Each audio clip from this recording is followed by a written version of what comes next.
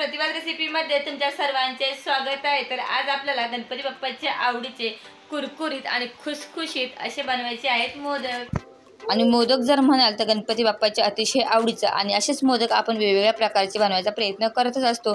मग तांदळाच्या उकडीचे असेल, गव्हाचे असतील, मैद्याचे असेल, रव्याचे किंवा बेसनाचे। आणि आज आपल्याला असेच कुरकुरीत खुसखुशीत मस्त कलरफुल मोदक बनवायचे आहे। मस्त भरभरून सारण भरलेलं आणि कळीदार मोदक। तर चला पाहूया कसं बनवायचे ते।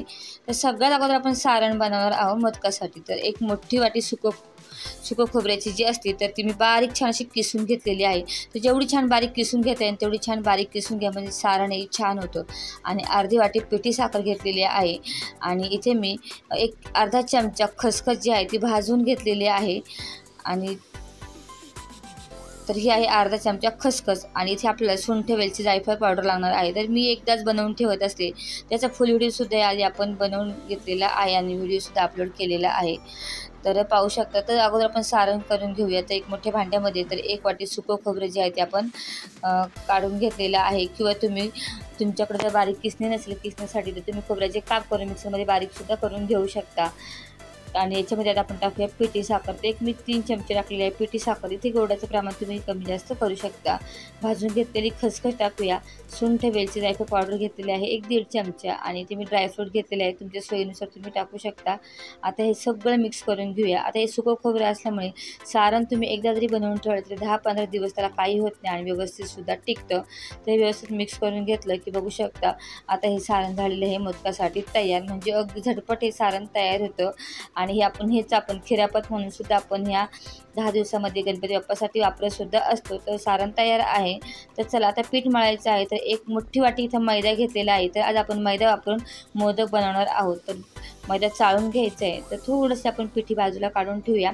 आणि इथे आपल्याला कलरफुल मोदक बनवायचं आहे। तर मी थोडंसं मीठ टाकले आणि कडकडीत तेल गरम करून घेतलेलं आहे। तर इथे आपण 2 चमचे इथे तेलाचं मोहन घेणार आहे। कारण काय की मोदक कुरकुरीत नाही तर खुसखुशीतसुद्धा व्हायला हवा, म्हणजे मोदक जो आहे खायला छान कुरकुरीत आणि खुसखुशीत होईल।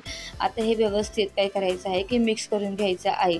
आता इथे आपल्याला कलरफुल मोदक बनवायचं आहे म्हणून काय करणार आहे आपण व्यवस्थित हे मिक्स करून घेतल्यानंतर ह्या पिठाचे आपण 4 भाग करून घेणार आहे, कारण माझ्याकडे 4 कलर आहेत।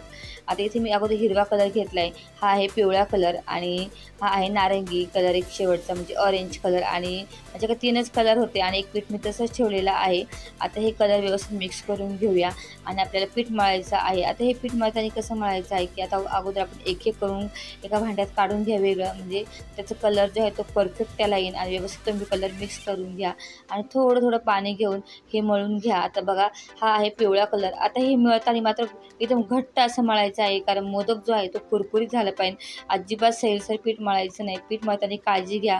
तर पीठ मळताना थोडं पाणी घाला, कारण मैद्याला जास्त पाणी लागत नाही मळण्यासाठी। आणि पीठ एकदम घट्ट मळा, म्हणजे मोदक जो आहे तो कुरकुरीत राहील। अगदी तुम्ही एकदा बनवून 5-6 दिवसासाठी सुद्धा स्टोअर करू शकता। तर बघा पिठात सगळी मळून झालेली आहे, मस्त कलरफुल झालेली आहे। आता एक त्याचा गोळा घ्यायचा आहे आणि मस्त चपातीसारखा लाटून घ्या। चपातीपेक्षा सुद्धा आपण पातळ ही पोळी लाटून घेणार आहे। तर पाहू शकता आता ही एक हिरव्या रंगाची आपण पोळी लाटून घेतलेली आहे। आता काय करायचं, एखादा ग्लास घ्या काठाचं किंवा एखाद्या डब्याचं झाकण घ्या। हे बघा पाहू शकता। तर ह्याने आपण अशी पुरीसारखा साचा बनवून घेऊया, म्हणजे मोदक काय होते चला अशाच पद्धतीने एक गुंडा घेऊन त्याच्या पोळ्या ज्या आहे ना आता सगळ्या मी एकदाच लाटून घेते। आणि मग आपण त्याच्या काय करूया की अशा पुऱ्या ज्या आहेत त्या करून घ्यायच्या। याचं कारण एकच की मोदक जे आहे ना छान एकसारखे होतात आणि मस्त दिसायलाही छान दिसतात, कारण बाप्पा आपल्याकडे असतो आणि बाप्पाला सुद्धा आपल्याला खुश करायचं आहे। म्हणजे नुसतं करायचं म्हणून कोणती गोष्ट करायची नाही, ती छान आकार देऊन करावी, नुसतं मन लावून करा, म्हणजे ती प्रत्येक गोष्ट आहे जिथे छान होते, सुबक होते, चवीलाही सुंदर होते। तर पाहू शकता आता एक सगळ्या मी वेगवेगळ्या रंगाच्या पुऱ्या घेतलेल्या आहे। आता सारण जे आहे ते आपण भरून घ्यायचं आहे, भरभरून सारण भरा आणि मस्त कुरकुरीत मोदक आपल्याला कळीदार बनवायचे आहे। तर बघा एक मोठ्या चमच्याभरून मी सारण टाकलेलं आहे। आता मोदकाला कळ्या कशा पाडायच्या हे पाहून घ्या, अगदी इझी स्टेप आहे, अगदी झटपट तुम्ही हे बनवू शकता। तर हे बघा एक प्लेट्स अशी पकडून घ्यायच्या आणि एका हातामध्ये त्या प्लेट्स पकडायच्या आणि एका हाताने अशा प्लेट्स करायच्या आणि बघू शकता की मोदक लगेच तयार होतो। आणि सगळ्या प्लेट्स एका हाताने धरून असं वरच्या साईडने असं प्रेस करून घ्यायचं, त्याला वरती अशी कळी काढून घ्यायची आणि पाहू शकता मस्त कळीदार मोदक तयार झालेला आहे, किती सुंदर आणि सुबक झालेला आहे। तर पाहू शकता पुन्हा एकदा एका हातात त्या प्लेट्स पकडायच्या आहेत आणि एका हाताने अशा प्लेट्स करत जायच्या आहेत आणि एका ठिकाणी त्या तयार झाल्या की असं धरायचा आणि हे बघा अशा पद्धतीने वरती कळी पाडून घ्यायची आहे. तर पाहू शकता मस्त त्याला कळ्यासुद्धा पडलेल्या आहे आणि हे मोदक यांना करायला जास्त वेळ लागत नाही. जसे आपण तांदळाच्या उकडीचे मोदक करतो त्याला थोडासा वेळ लागतो, पण हे कमीत कमी वेळेत होतात, झटपट होतात आणि हे मोदक जे तळणीचे असल्यामुळे अगदी ते एकदा करून जरी ठेवले तरी ते 7-8 दिवससुद्धा टिकतात, खराबसुद्धा होत नाही, काही नाही. तर बघा आता हे 4 मोदक मी बनवून दाखवलेले आहेत. अशा पद्धतीने मी सगळे मोदक जे आहेत ना तर बनवून घेते. तर पाहू शकता कलरचे मोदक आहेत त्यामुळे किती सुंदर असे दिसत आहे. अगदी असं वाटतं की न तळता असेच खाऊन घ्यावे, इतके छान हे मोदक दिसतात. तर चला आपल्याला तळायचे मात्र जरूर आहेत. तर तळताना मात्र काय करायचं आहे, एकदम हाई तेल तापवून नाही घ्यायचं, नॉर्मल तेल तापवून घ्यायचं आणि मग काय करायचं आहे की गॅस स्लो करायचा आणि एक एक मोदक त्याच्यामध्ये टाकायचा आहे आणि आपल्याला छान कुरकुरीत क्रिस्पी होईपर्यंत हे मोदक जे आहे ना ते तळून घ्यायचे आहे. आता बघा अगदी पाहूनच मन भरते, इतके सुंदर हे मोदक दिसत आहे.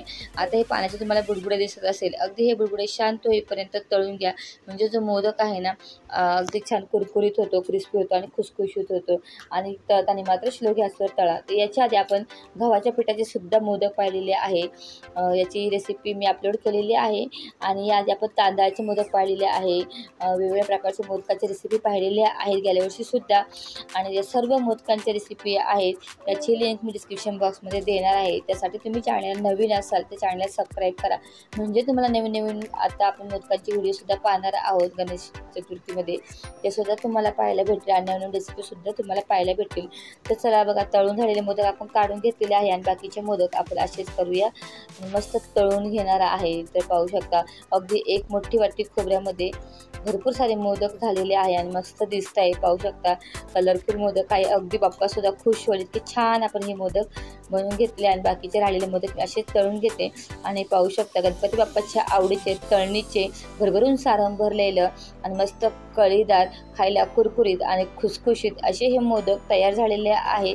तुम्ही सुद्धा एकदा नक्की ट्राय करा. सीला मोदक खायला खूप खूप आवडतं आणि त्यालाही खूप छान असे हे मोदक आवडलेले आहे आणि मी कलरफुल केल्यामुळे तो अजूनच त्याने आवडीने मोदक खाल्लेले आहेत. नवनवीन रेसिपी पाहण्यासाठी तुम्ही अजून चॅनलला सबस्क्राईब केलं नसेल तर पटकन जाऊन सबस्क्राईब करा, म्हणजे काही नवीन व्हिडिओ आले की तुम्हाला लगेच पाहायला भेटतील आणि व्हिडिओला मात्र लाईक आणि शेअर करायला विसरू नका.